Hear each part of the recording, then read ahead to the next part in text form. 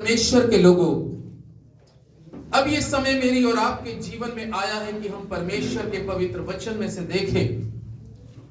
और आज इस सुबह में प्रभु का वचन नीति वचन की पुस्तक उसका 18 अध्याय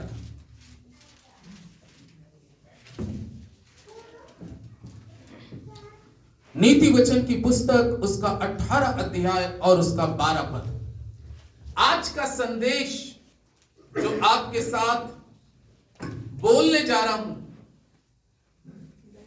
वो ये है कि मनुष्य के जीवन में नाश होने से पहले घमंड आता है, चाहे वो आत्मिक नाश हो चाहे वो सांसारिक नाश हो। लेकिन महिमा पाने से पहले नम्रता और दीनता आती है। ये सुलेमान राजा। सो परमेश्वर के लोगों, आज इस वचन के द्वारा आपको बताना चाहता हूं कि सुलेमान राजा 18 अध्याय के 12वें पद में क्या कहता है। लिखा है, नाश होने से पहले मनुष्य के मन में घमंड और महिमा पाने से पहले नम्रता होती है। हालेलुया। परमेश्वर के लोगों, परमेश्वर का वचन कहता है कि परमेश्वर हर एक घमंडियों से घृणा करता है।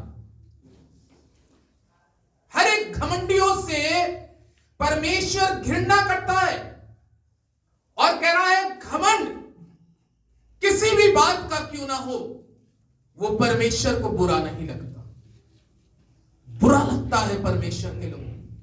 यदि आप और मैं अपने जीवन के क्षेत्र में कोई काबिल इंसान बन चुके हैं या कोई अच्छी पदवी पे पहुंच चुके हैं या आपको परमेश्वर ने एक अच्छा रहन सहन दे दिया है या आपके बच्चे एक कामयाबी श्रेणी पे पहुंच चुके हैं या आपका काम धाम एक अच्छे स्थिरता पे चल रहा है, लेकिन परमेश्वर के लोगों, जिंदगी के अंदर में परमेश्वर का बंदा सुलेमान, जिसके बारे में लिखा है कि यह बहुत ही बुद्धिमान राजा हुआ। और यह बुद्धिमान राजा क्या कहता है कि नाश होने से पहले मनुष्य के जीवन के अंदर में घमंड आता है। और घमंड, मैंने कहा, वो किसी भी प्रकार का क्यों ना हो, वो मनुष्य को नीचे की तरफ ले जाता है। इसलिए खुदा के लोगों, मुझे और आपको अपने जीवन के अंदर में कभी किसी बात पर घमंड करने की जरूरत नहीं है। अगर घमंड करना है तो अपने जीवित परमेश्वर पे घमंड करें। जीवित परमेश्वर पे घमंड करें और इस बात का घमंड करें कि मैं परमेश्वर पर इस बात का घमंड करता हूं कि मैं परमेश्वर को जानता हूं, क्योंकि बाइबल में लिखा है घमंड से चढ़ी हुई आंखें, घमंड से भरा हुआ मन, घमंड से भरे हुए शब्द, घमंड से भरी हुई सोच, ये परमेश्वर को अच्छी नहीं लगती। क्योंकि यीशु मसीह, जबकि बाइबल इस प्रकार से कहती है कि वो परमेश्वर का पुत्र था, अगर आप इस बारे में सोचें, जब वो परमेश्वर का पुत्र था, पुत्र है और पुत्र सर्वदा रहेगा। कलाम क्या कहता है? अगर आप एक बड़े मिनिस्टर के बेटे हैं तो आपके अंदर में क्या आ जाएगा? घमंड आ जाएगा। अरे मेरा बाप, मेरा पिता तो मुख्यमंत्री है, अगर कोई बात हो जाएगी डर उसका निकल जाएगा, मुझे चुटकियों में छुड़ा लेगा। ये परमेश्वर के लोगों, जब एक संसारिक व्यक्ति इतनी जल्दी किसी पदवी पर पहुंचने के बाद में उसके अंदर में अहंकार आ जाता है, लेकिन यीशु मसीह से मैं और आप नसीहत लें जिसके विषय में परमेश्वर का कलाम कहता है कि वो परमेश्वर का पुत्र था, लेकिन उसके मुख से कहीं पर भी आपने कोई घमंड भरी बातें नहीं देखी। कहीं देखी बाइबल में? आप अगर पूरी वचन को, नए नियम को पढ़ेंगे तो कहीं पर भी प्रभु यीशु मसीह ने कोई घमंड भरी बात नहीं करी। यहां तक कि प्रभु यीशु मसीह अगर किसी को शिक्षा भी देता था, किसी के जीवन के उस बुराई को खत्म करने का भी प्रयास करता था, किसी के जीवन के गुनाह को जाहिर भी करता था, तो वो डायरेक्ट नहीं कहता था तू गुनहगार है। उसको चोट डायरेक्ट नहीं पहुंचाता था, बल्कि बाइबल में क्या लिखा है कि वो दृष्टांत में बताता था। हालेलुया। दृष्टांत में वो किसी चीज का उदाहरण देके बताता, दृष्टांतों में वो बात करता था। इसीलिए परमेश्वर के लोगों, बाइबल इस प्रकार से कहती भी है कि उसके जीवन के अंदर में कहीं पर भी आप घमंड नाम की चीज देखेंगे ही नहीं। इसीलिए परमेश्वर का कलाम कहता है, बेशक वो शरीर के भाव से तो पीड़ित किया गया, शरीर के भाव से तो उसके पीठ पे कोड़े पड़े और उसकी पीठ को छन्नी भी किया, लेकिन फिर भी बाइबल में लिखा है कि वो अगर चाहता, एक समय ऐसा आया कि जब यीशु मसीह के पास में उसके शिष्य यहूदा इस्करियोती को आके पकड़ा और चूमा, लिखा है जब भीड़ ने उसको घेर लिया तो लिखा यीशु मसीह का एक शिष्य है जिसका नाम पतरस है, उसने तलवार निकाली और एक सरदार काहिन के कान को उड़ा दिया। प्रभु यीशु मसीह ने उस जगह पर कितना नम्र भरी बातों से क्या शब्द कहा? पतरस से कहा, अपनी पतरस तलवार को म्यान में रख ले। क्या कह रहे हैं प्रभु यीशु मसीह? अगर मैं पिता से विनती करता, अगर मैं पिता से विनती करता, तो यहां पर अभी कितनी पलटन उतर आती स्वर्गदूतों की? 12 पलटन। हालेलुया। और कहते हैं एक पलटन के अंदर में 6,000 स्वर्गदूत होते हैं। एक पलटन के अंदर में 6,000 स्वर्गदूत होते हैं। और प्रभु यीशु मसीह पतरस से कह रहे हैं कि अगर मैं अभी इस समय निवेदन कर दूं अपने पिता से, तो स्वर्गदूतों की 12 पलटन यहां आ जाएंगी, 72,000 स्वर्गदूत यहां पे आ जाएंगे। एक स्वर्गदूत जब तलवार लेके चलाता है तो उसकी तलवार के आगे कोई ठहर नहीं पाता। ना जाने कितनों की वो जान ले लेता है अगर परमेश्वर भेज दे।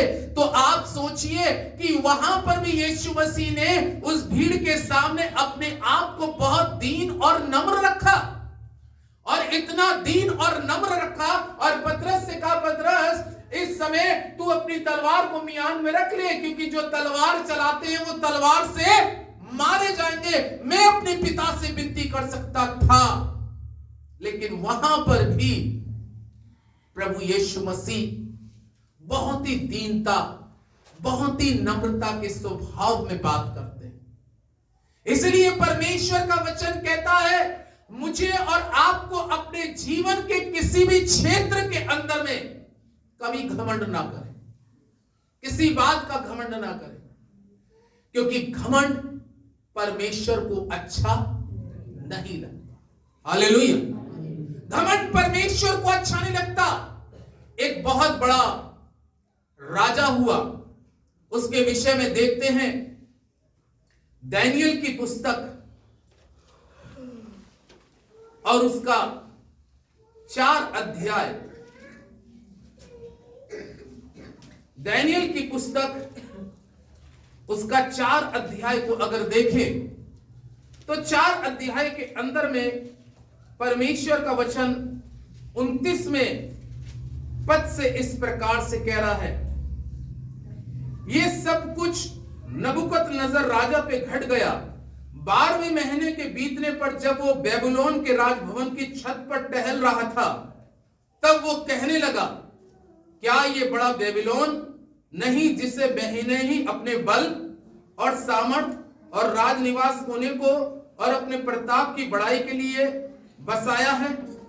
ये वचन राजा के मुख से निकलने भी ना पाया था कि आकाशवाणी हुई, हे राजा नबूकदनेस्सर, तेरे विषय में आज्ञा निकली कि राज्य तेरे हाथ से निकल गया और तू मनुष्यों के बीच से निकाला जाएगा और मैदान के पशुओं के संग रहेगा और बैलों के समान घास चरेगा और 7 काल तक तुझ पर बीतेंगे और जब तक तू जान ना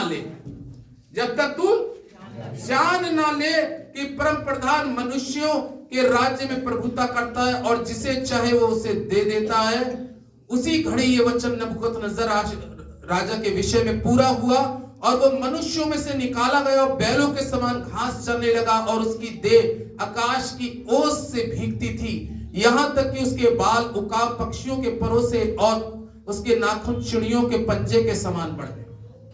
यह है नबूकदनेस्सर बादशाह, बेबीलोन का बादशाह। अभी मैंने आपको बताया कि घमंड इंसान के जीवन में लिखा है, घमंड आने के कारण क्या होता है, इंसान विनाश की तरफ, नाश की तरफ जा रहा है। ये नबूकदनेस्सर बादशाह, एक समय ऐसा था कि इस नबूकदनेस्सर बादशाह की इतनी बढ़ोतरी होती जा रही थी, बढ़ता जा रहा था, तरक्की पे तरक्की पार जा रहा था और ये राजा बन गया, राजा बन गया। एक दिन बाइबल में लिखा है कि अपने महल की छत के ऊपर में क्या कर रहा था, टहल रहा था। कभी कभी अकेला टहलना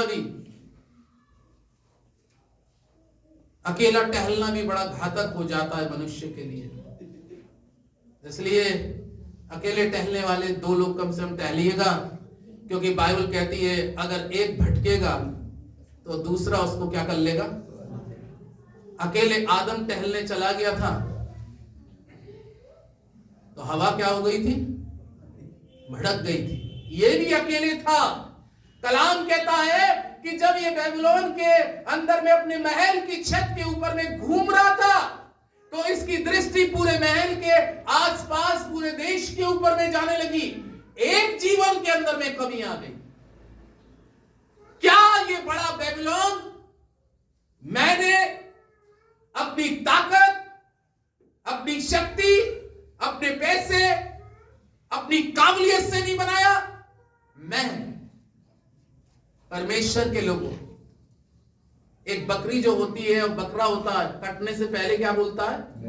मैं। जब कसाई खाने में जाता है तो वो भी क्या बोलता है?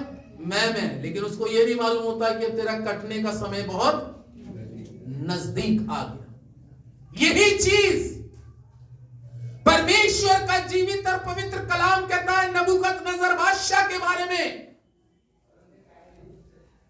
किसके जीवन में एक घमंड बोलने लगा और इसके जीवन का घमंड जो बोल रहा था वो ये बोल रहा था, क्या ये बड़ा बेबीलोन मैंने नहीं बनाया? ये बात परमेश्वर को कैसी लगी? बुरी लगी, अच्छी नहीं लगी परमेश्वर को, क्योंकि ये कलाम इस प्रकार से कहता है, क्योंकि ये आकाशवाणी जमीन से नहीं हुई उसके लिए। कहां से हुई? आकाश से वाणी आई, हे नबूकदनेस्सर बादशाह, जो तूने शब्द कहे हैं।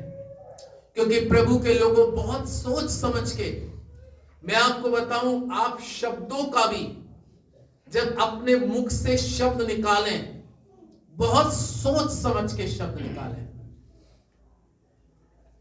क्योंकि ना जाने कौन सा ऐसा शब्द हमारे मुख से निकल जाए जो परमेश्वर को पसंद ना है। इसलिए परमेश्वर के लोगों, इसलिए हम जितने शब्द, अगर सुलेमान भी सबोदेशक में कहता है कि तेरे शब्द थोड़े हों, लेकिन तेरे थोड़े शब्द ऐसे हो जो किसी के लिए आशीष का, किसी के लिए उन्नति का, किसी के लिए बरकत का बाइस बन जाए।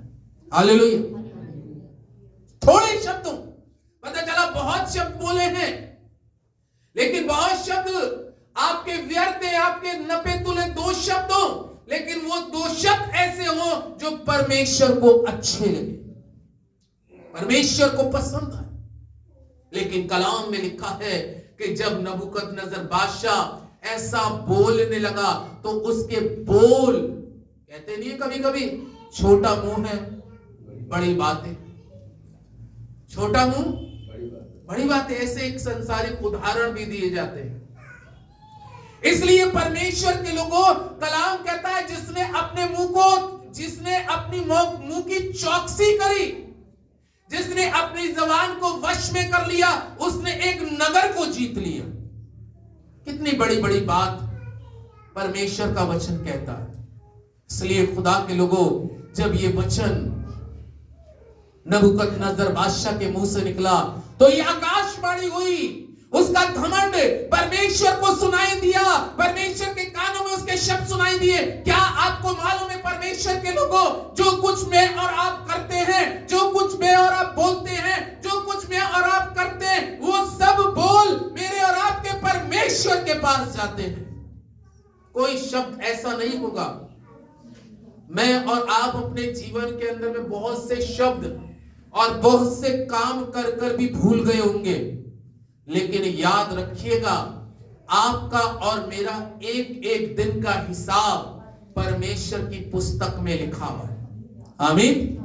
एक एक दिन का, एक एक पल का, आपने किस जगह क्या बोला, किस जगह आपने क्या किया, आप अकेले में क्या करते हैं, आप चार लोगों के बीच में क्या करते हैं, ये सब कुछ परमेश्वर की पुस्तक में लिखा हुआ है। इसलिए परमेश्वर का कलाम कहता है कि नाश होने से पहले मनुष्य के जीवन में घमंड आता है। महल की छत के ऊपर में आलीशान महल पे ऊपर घूम रहा था, खुदा ने उसको बहुत उन्नति और तरक्की और बढ़ोतरी करी, लेकिन उसके जीवन के अंदर में जब ये शब्द आए तो कलाम कह रहा है, हे नबूकदनेस्सर बादशाह, राज तेरे हाथों से क्या हो गया, चला गया, तेरे हाथों से राज चला गया। कई बार परमेश्वर के लोगों, मेरे और आपके जीवन से वो ब्लेसिंग, वो आशीषें चली जाती हैं, उसका कारण मैं और आप ही होते। हालेलुया। हम भूल जाते हैं कि ये किसने किया, ये काम किसने किया। हम उस परमेश्वर को भूल जाते हैं जब ये लिखा है, अब तू मनुष्यों के बीच में से क्या किया जाएगा, निकाला जाएगा। तू मनुष्यों के बीच में से निकाला जाएगा और किसके साथ रहेगा, पशुओं के साथ। अब बताइए, जो राजा इंसानों के साथ रहता था, जो राजा एक अच्छे डल्लब के गद्दे पे रात में सोता था, कलाम कहता है कि जब तू अपने बिछौने पे लेटे तब भी मुझे क्या करना, स्मरण करना। वो जो एक अच्छे आलीशान बिस्तर पे सोने वाला व्यक्ति अब कलाम कह रहा है घास पे लेटा हुआ है, वो जिसके लिए भोजन बनाने वाले उसकी टेबल के ऊपर में ना जाने कितने किस्म के भोजन रखते होंगे खाने के लिए। बादशाह है, राजा है। अब राजा कोई एक सब्जी में थोड़ी ना खा लेगा, मैं और आप तो एक दो सब्जी बस हुई और खा लिया। अरे राजा की टेबल पे अलग अलग किस्म की वैरायटी लगी होती हैं, अलग अलग भोजन लगे होते हैं, अलग अलग मिठाइयां, अलग अलग साग सब्जियां, अलग अलग किस्म की दालें, जो उसकी मन होती है। टेबल पे इतना रखा होता है परमेश्वर के लोगों। लेकिन अब परमेश्वर का कलाम क्या कह रहा है, वचन कह रहा है कि घमंड के कारण क्या खा रहा है, क्या खा रहा है, घास खा रहा है। सोचिए इस बीच वो व्यक्ति के जीवन का घमंड सबसे पहली चीज है वो जानवरों के बीच में है। और बाइबल इस प्रकार से कहती है, उसको मार के इंसानों ने लाते घूंसे मार के निकल जा बादशाह, क्योंकि तू खुदा की दृष्टि में गुनहगार हो गया। खुदा की दृष्टि में तो गुनहगार हो गया है। जब उसको निकाला जा रहा था मनुष्यों के बीच में से, जब मनुष्यों के बीच में से निकाला जा रहा होगा तो कैसे निकाला जा रहा होगा, राजा था, मनुष्यों के बीच में से कैसे निकाला जाएगा, धक्के मार के, लाते मार के, घूंसे मार के निकल बादशाह। क्योंकि खुदा को तेरे शब्द बुरे लग गए। कम शब्द बोलिए, अच्छे बोलिए। हालेलुया। कम शब्द बोलिए, अच्छा बोलिए। खुदा को पसंद आए आपके शब्द। अगर कोई दुखी हो, परेशान हो, उसके पास आप बैठे, ये मत कहिए तू तो मर ही जाएगा इसमें, ये शब्द बुरे हैं, बल्कि ये कहेगा नहीं, खुदा पर भरोसा रख भाई, खुदा पे बहन भरोसा रख। आज तेरे जीवन में दुख का पल है, लेकिन एक दिन तेरे दुख को खुदा आनंद में बदल देगा। एक दिन तेरी मुसीबतों का अंत हो जाएगा, एक दिन तेरी परेशानियों का अंत हो जाएगा।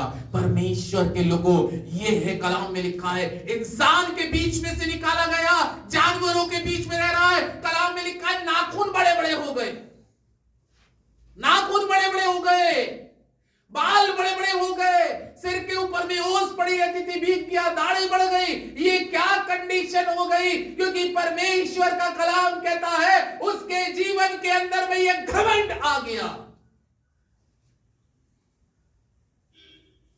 घमंड से चढ़ी हुई आंखें।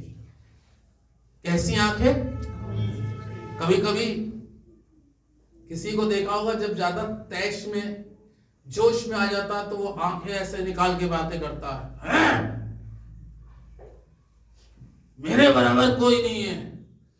आंखों का नजारा बदल जाता है। जब आपकी और मेरी आंखों का नजारा बन जाता है, इस आंखों में तो प्यार होना चाहिए, इस जबान से निकले हुए शब्दों में प्यार होना चाहिए, लेकिन कई बार मनुष्य के जीवन का नजारा बदल जाता है। जब हमारी आंखों में घमंड आता है, तब भी खुदा देता है, नीति वचन में लिखा है कि घमंड से चढ़ी हुई आंखों से खुदा नफरत करता है।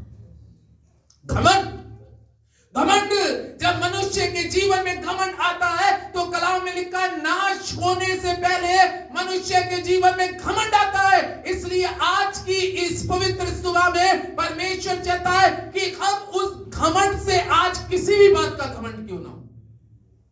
हालेलुया। किसी भी बात का घमंड क्यों ना हो।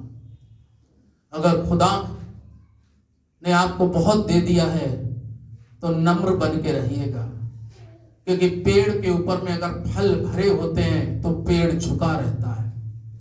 आमीन। पेड़ के ऊपर में अगर फल होते हैं तो पेड़ झुका रहता है। अगर आप चाहते हैं कि आपकी फलवंताई बढ़े और आप और बढ़े, तो यकीन जानिएगा झुके रहिएगा। झुकने का मतलब है ये आपकी दीनता और नम्रता जाहिर हो रही है, ये आपकी दीनता और नम्रता जाहिर हो रही है। कलाम में लिखा है खुदा के लोगों, इसके घमंड के कारण ये राजा घास खा रहा है, घास खा रहा है। तो बताइए, जब वो राजा को घास खिला सकता है, जब वो राजा को घास खिला सकता है घमंड के कारण, अब पता नहीं हम लोगों को घमंड के बाद में घास भी मिले या नहीं मिले, क्योंकि आजकल खेती बाड़ी भी कम हो गई है, सूखा ही सूखा। आप देखिए घास भी नहीं मिलती आजकल जल्दी, उसको तो फिर भी घमंड के बाद में घास खाने को, शायद हमें तो मट्टी चाटने को मिलेगी। क्योंकि जब लूसीफर के अंदर में घमंड आया था तो खुदा ने क्या कहा था, अब तू जीवन भर क्या चाटेगा? मिट्टी चाटेगा। नबूकदनेस्सर को तो घास मिल रही है, नाखून बड़े हो गए, लेकिन उसको मिट्टी चाटेगा। तू नबूकदनेस्सर बादशाह, लेकिन तू अब क्या चलेगा? पेट के बल चलेगा लूसीफर। हालेलुया। वो अभी तक पेट के बल चल रहा है। तो ये है परमेश्वर के लोगों। लेकिन दूसरा सेंटेंस है कि महिमा पाने से पहले, मैंने ये एक राजा का उदाहरण दिया, अब एक दूसरे राजा का भी उदाहरण दूंगा, लेकिन ये अभी राजा नहीं है, लेकिन इसके जीवन में नम्रता है। नाश होने से पहले मनुष्य के जीवन में घमंड आता है, और इसका घमंड इसको कहां तक ले गया? पशुओं के बीच में ले गया। घास खा रहा है, नाखून बढ़ गए, सिर के बाल बढ़ गए हैं, और जमी भी है। क्या कंडीशन हो गई? ओ प्रभु के लोगों, जानवर भी देखते होंगे, ये कौन सा जानवर आ गया हमारे बीच में? हालेलुया। वो भी कह रहे होंगे पता नहीं कैसा जानवर है, समझ में नहीं आया कि जानवर है, इंसान है, खा तो हमारी तरह रहा है। ये भी घास, हम भी घास खा रहे हैं और ये भी घास खा रहा है। लेकिन खुदा के लोगों, ये केवल घमंड था इंसान का। घमंड कभी भी हमें जीवन के अंदर में किसी बात का नहीं करना चाहिए। लेकिन दूसरी चीज परमेश्वर के लोगों, अगर बाइबल में हम देखें पहला शमूएल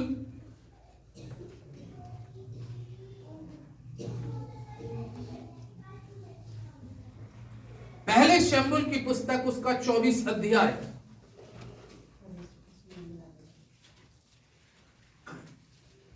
कलाम इस प्रकार से कहता है, एक शख्स है जिसका नाम दाऊद है, और दाऊद का दुश्मन है शाऊल। कौन है? शाऊल उस समय का राजा। शाऊल उस समय का राजा और दाऊद एक साधारण सा चरवाहा। बस एक कमाल का काम कर दिया उसने कि युद्ध के मैदान में जाकर बड़े ताकतवर व्यक्ति को, जो कह रहा था मेरी बाहों में बहुत ताकत है, घमंड कर रहा था, मुझे तलवार चलानी बहुत शानदार तरीके से आती है, मुझे भाला चलाना बहुत शानदार तरीके से आता है, वो अपनी ताकत पे, अपने बल पे घमंड कर रहा था। लेकिन ये दाऊद एक बात कहने लगा उससे, तुझे अपनी भुजाओं पे घमंड है, तुझे अपनी शक्ति पे घमंड है, तुझे भर्चा और भाला पे घमंड है, लेकिन मुझे अपने परमेश्वर यहोवा पर घमंड है। ये आपको बोलना है लाइफ में, मुझे अपने परमेश्वर यहोवा पे घमंड है। कलाम कहता है कि उसने एक पत्थर में मार के जमीन पे उसको गिरा दिया, ताकतवर इंसान को। लेकिन वो तो काम उसने अच्छा कर दिया इजराइल के फेवर में। लेकिन लिखा है जब इजराइल के अंदर में, यरूशलेम के अंदर में जब ये बात फैल गई कि दाऊद ने उस गोलियत को मार गिराया, तो कलाम में लिखा है कि वहां की बेटियों ने, कुमारी बेटियों ने दाऊद के लिए एक गीत गा दिया। कौन सा गीत गाया? शाऊल ने तो हजारों को मारा, दाऊद ने लाखों को मारा। लिखा ये बात शाऊल को बुरी लग गई,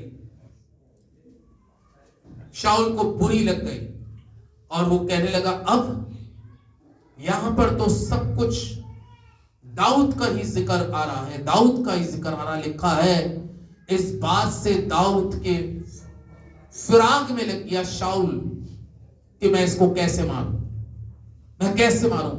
लेकिन दाऊद परमेश्वर के प्रति बहुत दीन और नम्र है, शाऊल के भी प्रति बहुत दीन और नम्र है। हालांकि वचन इस प्रकार से कहता है कि उसने 3 बार दाऊद के ऊपर में भाला चलाया। सबसे पहली चीज, जब हम खुदा के अभिषिक्त के लिए बुरा सोचते हैं तो खुदा के लिए बुरा सोचते हैं। आमीन। याद रखिएगा, जब हम परमेश्वर के अभिषिक्त के लिए बुरा सोचते हैं तो हम परमेश्वर के लिए बुरा सोचते हैं। मालूम है क्या हुआ? जब शाऊल दाऊद के लिए बुरा सोचने लगा तो लिखा उसके अंदर में क्या आ गया था? क्या आ गया था? दुष्ट आत्मा आ गया। क्या आ गया? किसकी तरफ से आया था? कलाम कहता वो परमेश्वर की तरफ से भेजा गया, क्योंकि अब तू बुरा सोच रहा है। जब हम जीवन के अंदर में बुरा सोचते हैं तो नेगेटिव चीजें हमारे अंदर में आती हैं। लिखा 3 बार भाला चलाया, दाऊद बच गया। एक दिन की बात है, पढ़े परमेश्वर के वचन में से कि कलाम क्या कहता है। 4 पद से पढ़ रहे हैं, पहला शमूएल 24 अध्याय 4 पद से। तब दाऊद के जनों ने उससे कहा, सुन, आज वही दिन है जिसके विषय यहोवा ने तुझसे कहा था, मैं तेरे शत्रु को तेरे हाथ में सौंप दूंगा कि तू उससे मनमाना बर्ताव कर ले। तब दाऊद ने उठकर शाऊल के बागे की छोर को छिपकर काट लिया। इसके बाद दाऊद शाऊल के बागे की छोर को काटने के पछताया। वह अपने जनों से कहने लगा, यहोवा ना करे मैं अपने प्रभु से जो यहोवा का अभिषिक्त है ऐसा काम करूं कि उस पर हाथ उठाऊं, क्योंकि वो यहोवा का अभिषिक्त है। ऐसी बात कहकर दाऊद ने अपने जनों को समझाया और उन्हें शाऊल पर आक्रमण करने को उठने ना दिया। फिर शाऊल उठकर गुफा से निकला और अपना मार्ग लिया। 8वां पद इंपॉर्टेंट। इसके बाद दाऊद भी उठकर गुफा से निकला और शाऊल को पीछे से पुकार के बोला, हे मेरे प्रभु, हे राजा। जब शाऊल ने पीछे मुड़कर देखा तब दाऊद ने भूमि की ओर सिर झुकाकर दंडवत किया। हालेलुया। कलाम कहता है एक समय ऐसा आया कि शाऊल राजा जो इसका दुश्मन था, इसका बैरी था, वचन में लिखा एक गुफा में पहुंच गया और उसी गुफा में दाऊद भी छुपा हुआ था। दाऊद के साथी भी छुपे थे। दाऊद तो अपनी जान बचा के भाग रहा था। दाऊद तो राजा शाऊल से अपनी जान बचा के भाग रहा था और वो एक गुफा में दाऊद जाके छुपा था। थोड़ी देर में क्या देखा, उसके संगियों ने गुफा में देखा, शाऊल भी उसी गुफा में आ गया। शाऊल भी उसी गुफा में आ गया और शाऊल कलाम कहता है कि आकर वहां पर एक नींद सी लेने लगा। जब वो नींद के झोंक में था तो लिखा है दाऊद के साथी उससे कहने लगे, दाऊद देख, यही दिन खुदा ने तेरे लिए मुकर्रर किया है कि तू अपने शत्रु का साथ मनमाना व्यवहार कर। मन चाहे जो कर, इसको मार दे, चाहे भाले से भोग दे, सब कुछ कर दे। लेकिन दाऊद के शब्दों में प्यार भरा हुआ और वो प्यार क्या कह रहा, खुदा ना करे मैं उसके अभिषिक्त दास को क्या करूं, छू। हालांकि वो विपरीत काम कर रहा है, लेकिन दाऊद के अंदर में परमेश्वर का आत्मा है और शाऊल के अंदर में कौन सा आत्मा है, दुष्ट आत्मा है। यही आत्माओं का फर्क है। अगर हमारे अंदर में परमेश्वर का आत्मा होगा तो हमारे अंदर से शब्द भी वही प्यार भरे निकलेंगे, और हमारे अंदर में अगर दुष्ट आत्मा होगा तो कहेंगे यही मौका खुदा ने दिया है, इसी समय इसको मार दे। बस उसने इतना काम दाऊद ने किया था, उसका छोर थोड़ा सा कपड़े का काट लिया था, लेकिन उसके बाद में भी वो पश्चाताप कर रहा है इस चीज का।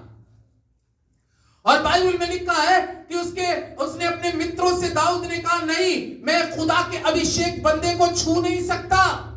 ये उसकी नम्रता दिखाई दे रही है, ये उसकी दीनता दिखाई दे रही है। वचन इस प्रकार से लिखा है, जब शाऊल गुफा में से बाहर निकला तो लिखा जब वो गुफा में से बाहर निकला दाऊद भी उसके पीछे पीछे चल दिया। और बाइबल में लिखा है दाऊद उसके लिए चिल्लाया, शाऊल शाऊल शाऊल। और शाऊल ने, बाइबल कहती है, पीछे मुड़ के देखा, और जब शाऊल ने पीछे मुड़ के देखा दाऊद उस गुफा में था। कलाम कहता है शाऊल के पास हो गया और अपने आप को उसने इतना दीन और नम्र कर लिया कि शाऊल के पैरों में जाके गिर गया। आमीन। क्योंकि महिमा पाने से पहले मनुष्य के जीवन में क्या आती है, नम्रता आती है। आमीन। वो उसको उस गुफा में मार सकता था, वो उस गुफा में उसका अंत कर सकता था कि अब इसको मारने के बाद अब मैं राज ले लूंगा, लेकिन नहीं। परमेश्वर के लोगों, परमेश्वर का वचन कहता है कि नाश होने से पहले घमंड और महिमा पाने से पहले नम्रता आती है। लेकिन दाऊद की नम्रता को देखे कि अपने दुश्मन के, लेकिन वो ये जानता था ये खुदा का अभिषेक बंदा था। बेशक इसके जीवन में घमंड आ गया, गलत सोच आ गई, गलत काम इसके जीवन में आ गए, लेकिन था तो खुदा का बंदा ही। मैं क्यों अपने हाथ से इसको कुछ नुकसान करूं। बल्कि बाइबल में लिखा है वो दाऊद शाऊल के लिए इतना हम्बल हो गया, इतना दीन हो गया, इतना नम्र हो गया कि उसके कदमों में जाके सिर झुका के शाऊल सोच रहा होगा जिसका मैं मारना चाहता था, लेकिन इसका व्यवहार मेरे लिए कैसा, इसके शब्द कैसे हैं, इसके शब्दों में प्रेम है, इसके शब्दों में दर्द है, प्यार दिखाई दे रहा है। कह रहा है बड़े प्यार से, मैंने तेरा क्या बिगाड़ा, मैंने तेरा क्या बिगाड़ा है कि तू मुझे मारना चाहता है। बाइबल ने लिखा उसकी नम्रता को देखते हुए, उसकी दीनता को देखते हुए शाऊल ने जब उसको देखा तो शाऊल उसके बाद चुपचाप उसके पास से क्या हो गया, चला। लेकिन बाइबल लिखा है दाऊद ने शाऊल को अपने हाथ से नहीं मारा, कलाम में लिखा एक युद्ध हुआ और उस युद्ध में शाऊल अपनी ही तलवार खड़ी कर कर, क्योंकि खुदा का आत्मा उससे क्या हो चुका था, जुदा हो चुका था। खुदा का आत्मा जुदा हो चुका था। जब मनुष्य के जीवन में घमंड किसी प्रकार का आता है तो खुदा का रूह उससे दूर हो जाता है। लेकिन दाऊद के अंदर में खुदा का रूह पाया जा रहा था, खुदा की उपस्थिति पाई जाती थी, परमेश्वर की प्रेजेंस पाई जा रही थी। इसलिए परमेश्वर का जीवित और पवित्र कलाम कहता है, उसके बाद अगर आप पढ़ेंगे तो शाऊल की मृत्यु के पश्चाताप दाऊद ही इजराइल का क्या बना, राजा बना। क्यों दाऊद राजा इजराइल का बना? क्योंकि उसने उस वक्त भी जब उसका शत्रु उसके सामने था अपने आप को नम्र बना के रखा, दीन बना के रखा, खुदा के आगे दीन बना के रखा। इसलिए परमेश्वर के लोगों, अगर हम परमेश्वर की उपस्थिति में अपने आप को दीन और नम्र बना के रखेंगे, एक पद और पढ़ेंगे, याकूब 4,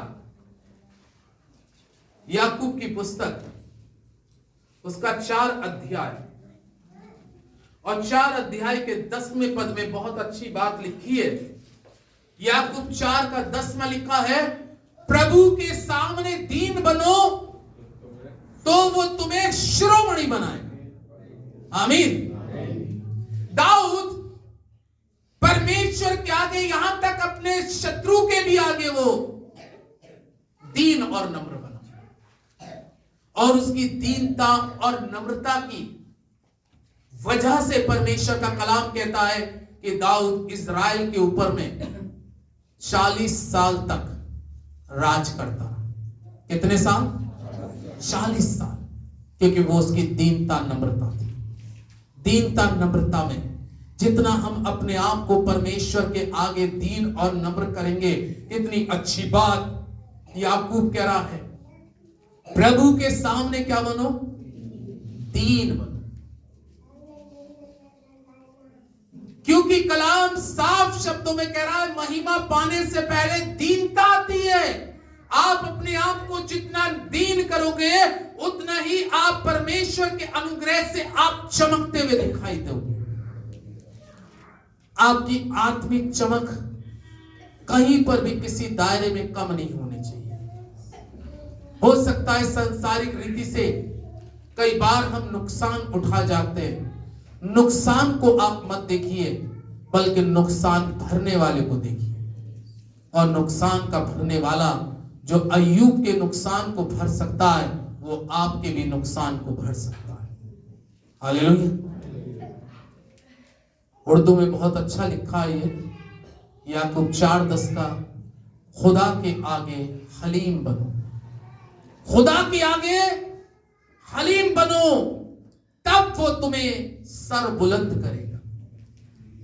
आमीन। अगर सर बुलंदियों पे जाना है तो खुदा के लोगों, आपका जीवन खुदा के आगे हलीम होना बहुत जरूरी है। दीन होना अगर आप चाहते हैं, लाइफ में शिरोमणि बनो, तो आपको प्रभु के आगे दीन और नम्र होना बहुत जरूरी है। और दाऊद दीन और नम्र हो गया, लेकिन नबूकदनेस्सर बादशाह घमंड में आ गया। घमंड में आने के साथ वो जानवरों के बीच में है, लेकिन दाऊद दीनता और नम्रता के कारण जानवरों में से निकाला गया और इजराइल का राजा बना। आमीन। आई समझ में बात? घमंड के कारण, फिर से सुनिएगा, घमंड के कारण नबूकदनेस्सर बादशाह जानवरों के बीच में रहा, लेकिन दाऊद नम्रता और दीनता के कारण जानवरों के बीच में से निकालकर इजराइल का राजा बनाया गया। बात यह नहीं थी कि दाऊद पहले जानवरों के बीच में था, चरवाहा था पेड़ बकरियों का, और महत्व यह नहीं था कि नबूकदनेस्सर बादशाह राजा था। बात जो आ रही है वो ये आ रही है कि नबूकदनेस्सर का घमंड बोल रहा था, तो वो जानवरों के बीच में गया, घास खा रहा। दाऊद के लिए नहीं लिखा कि कहीं कि दाऊद घास खाया। आमीन। दाऊद के लिए कहीं नहीं निकला कि उसके नाखून बड़े बड़े हो गए, कहीं नहीं निकला लिखा कि उसके सिर पे ओस पड़ी थी। लेकिन इसके घमंड के कारण इसके साथ ये हुआ। लेकिन दाऊद की दीनता और नम्रता के कारण, जो पशुओं में चरवाही करने वाला था, कलाम में 79 में लिखा है, जबूर 79 के अंदर लिखा, परमेश्वर ने उसे कहा अब तू जानवरों के बीच में नहीं रहेगा, अब तू जानवरों के बीच में नहीं रहेगा, अब तू मेरे इस्राएलियों के बीच में रहेगा और तू उनका चरवाहा बनेगा। आमीन। तो उनका चरवाहा बनेगा। और उसको परमेश्वर ने इस्राएल का राजा का नियुक्त किया, और वो इस्राएल का राजा वो जानवरों के बीच में से निकल के राजा बना। लेकिन कलाम कहता है नबूकदनेस्सर का घमंड जानवरों के बीच में ले। अब जीवन के अंदर में हमें और आपको समझने की जरूरत है कि हमारा जीवन परमेश्वर कैसा मांग रहा है। सबों को इस वचन के द्वारा आशीषित करूंगा और यही कहूंगा, जितना हो सके अपने जीवन को इन उपवासों के दिनों में नम्र और दीन करें, क्योंकि जितना आप परमेश्वर के आगे दीन और नम्र होंगे, परमेश्वर आपको शिरोमणि बनाएगा। यदि आप चाहते हैं कि परमेश्वर आपको शिरोमणि बनाए, वचन को अपने जीवन में लेके जाइएगा, वचन को अपने साथ अपने घर में लेके जाइएगा। ये घर जो है आपका है, ये परमानेंट घर है। आमीन। ये परमानेंट घर है जो आपके पास है। बाकी जिस घर में आप रह रहे हो, ये परमानेंट किसी का नहीं है। ये घर परमानेंट है, इसलिए इस घर के अंदर में दीनता और नम्रता लेके जाइएगा। घमंड को यहीं पे छोड़ जाइएगा और कहिएगा, प्रभु अगर आपने किसी भी दायरे में, किसी भी क्षेत्र के अंदर में आज तक घमंड किया हो, सोचिएगा और उससे लौट के वापिस प्रभु के पास आइएगा और आज कहिए, मैं अपने घमंड को चूर कर देता हूं। मैं प्रभु तेरा स्वभाव, तेरा नेचर, तेरे शब्द अपने जीवन में लेके जाना चाहता हूं, क्योंकि तूने आज अपने वचन के अनुसार कहा, महिमा पाने से पहले मनुष्य के जीवन में नम्रता आती है। और मैं उस नम्रता को इस जगह से, इस वचन के द्वारा, जैसे दाऊद नम्र हो गया, वो शाऊल के कदमों में भी गिरकर कह रहा है, मैंने तेरा क्या बिगाड़ा। इसलिए परमेश्वर उससे अत्यंत प्रसन्न हुआ और उसको इस्राएल का राजा बनाया। ओ पवित्र आत्मा, आज की इस पवित्र उपस्थिति में तो हमारे बीच में आ, कलीसिया अपने स्थानों पे खड़े हो जाए, सब लोग खड़े हो जाए और परमेश्वर से प्रार्थना करें, परमेश्वर से प्रार्थना करें। अपने हाथों को स्वर्ग की ओर उठाएं, अपने हाथों को स्वर्ग की ओर उठाएं, सोचें, समझें, वचन पर विचार करें। वचन कह रहा है, नम्र बन जाओ, नम्र बन जाओ, नम्र बन जाओ, नम्र बन जाओ। तुम नम्र बनोगे, मैं शिरोमणि बनाऊंगा। तुम नम्र बनोगे, मैं तुम्हें ऊंचाइयों पे ले जाऊंगा। तुम नम्र बनोगे, मैं तुम्हारे जीवन को फलों से लाद दूंगा। तुम नम्र बनोगे, लोग फलों को देखेंगे, क्योंकि पत्थर सूखे पेड़ पे नहीं पड़ते, पत्थर तो हमेशा फल के पेड़ पे ही पड़ते हैं। इसलिए आप नम्र रहें, क्योंकि यीशु मसीह नम्रता देखता है। प्यारे खुदावंद, आज की इस पवित्र सुबह में तेरा दास होने के नाते प्रभु तेरी कलीसिया के लिए दुआ करता है। प्रभु हमारे जीवन को और नम्र कर दे पिता।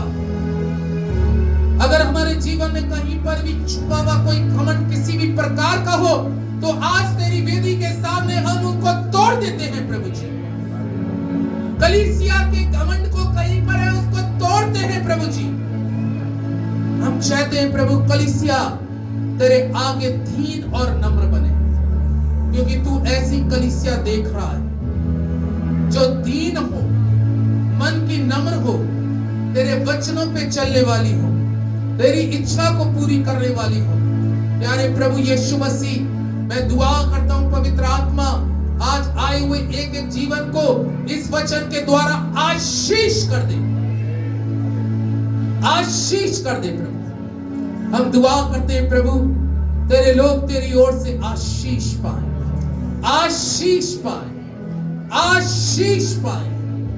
इनका घराना आशीष पाए, इनके बच्चे आशीष पाए, इनकी संतान आशीष पाए, इनके जीवन के हाथों के काम आशीष हो, इनके जीवन के हर एक दुख प्रभु खत्म हो जाए, इनके जीवन से बीमारियां चली जाए, दुष्ट आत्माएं इनके परिवार में अगर इनकी आशीषों को रोकी है वो छोड़ के चली जाए, इनके घर में सुख शांति आ जाए, अमन और चैन आ जाए।